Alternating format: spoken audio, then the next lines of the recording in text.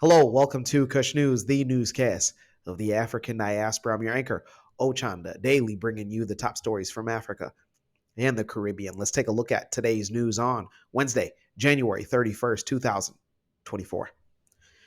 We go to Kenya, where the government will go ahead with police deployment to Haiti.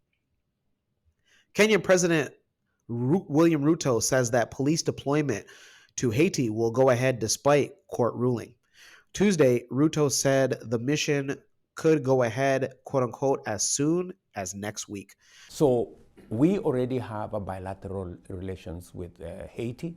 All that needs to be done now is for Haiti to make a request to Kenya, and the mission will go ahead. So that mission can go ahead as soon as next week if all the paperwork is done between Kenya and Haiti on the bilateral route that has been suggested by the court.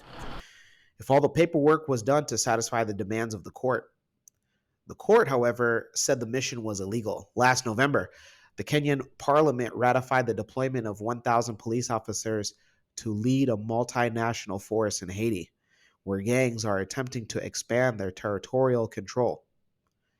But last week, a judge said Kenya's National Security Council does not have the authority to deploy regular police outside the country. It added that the council can only deploy military, not police, for peacekeeping missions such as Haiti. The court also added that there must be a reciprocal agreement between the two countries before deployment, meaning that if Kenya sends its police to Haiti, then Haiti can send its police officers to Kenya. Among those who plan to send forces with Kenya were the Bahamas, Belize, Jamaica, Antigua, and Barbuda, with the United States pledging $200 million to support the deployment. An official report stated that the gang violence in Haiti has reached a critical point with nearly 5,000 deaths reported last year. Those in Kenya. Let us know on your thoughts of the government stating that they will just go ahead with sending police officers.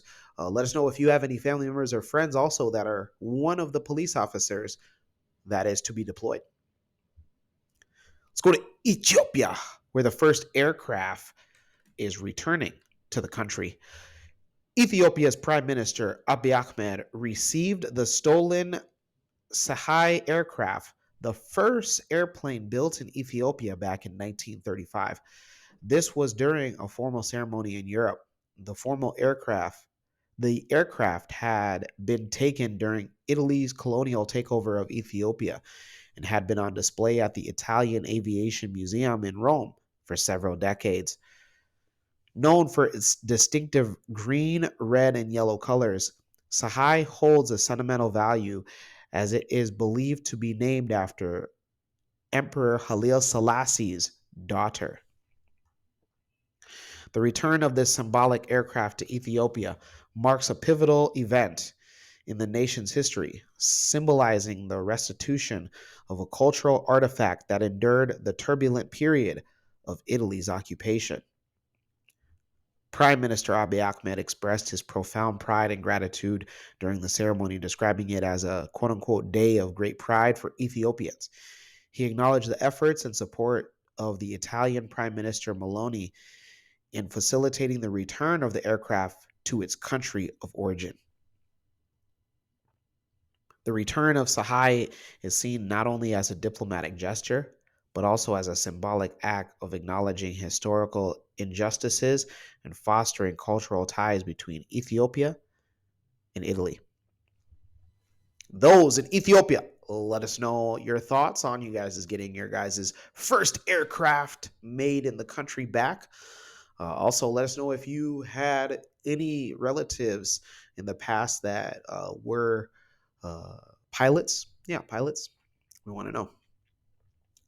Let's go to the Caribbean and end it there. We go to Guyana, where the Guyanese president is set to lead a high-level meeting at the UN Security Council. Guyanese President Dr. Irfan Ali is expected to chair a high-level open debate at the United Nations Security Council next month.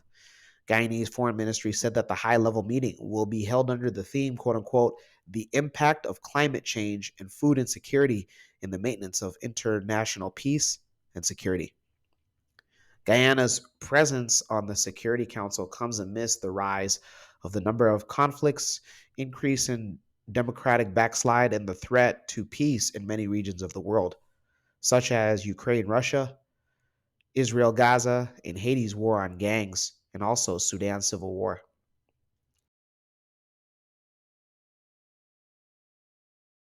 Those in Guyana, let us know your thoughts on your guys' president leading a high level meeting for the United Nations Security Council. Congratulations, Dr. Irfan Ali from Kush News. When we come back, we'll have today's African proverb of the day. Don't go anywhere.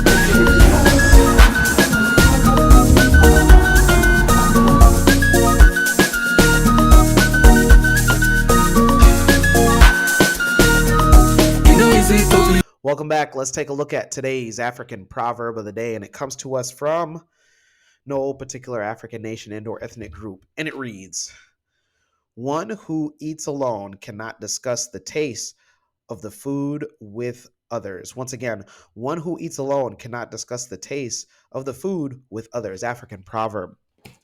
What this proverb is translating to is opinions. You cannot give an opinion on something that you just share by yourself. But let me talk to the guys. A lot of us in Africa and the Caribbean, we ascribe to the top three Abrahamic religions of the world, and they preach heavily on going against power, not trying to attain power because power is evil. I don't want peace. I want problems always. What you should be doing, I know that not very many people, not very many of your dads have taught you this, but you should be trying to attain as much power as possible. That way, your opinion holds heavy weight, the heaviest weight. So whether that's financial power, political power, social power, try to attain it as much as you can. Because watch what happens when you have power. No matter what you do, it's gold. You understand? So forget anything that anybody else says. Try to attain power. That's the only thing that you should be doing as a man in your life.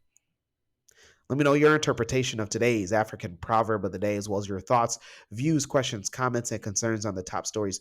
Don't forget to hit that like button. Make it your best friend. For Kush News on Kush Convos TV, I'm Ochanda. We'll see you soon.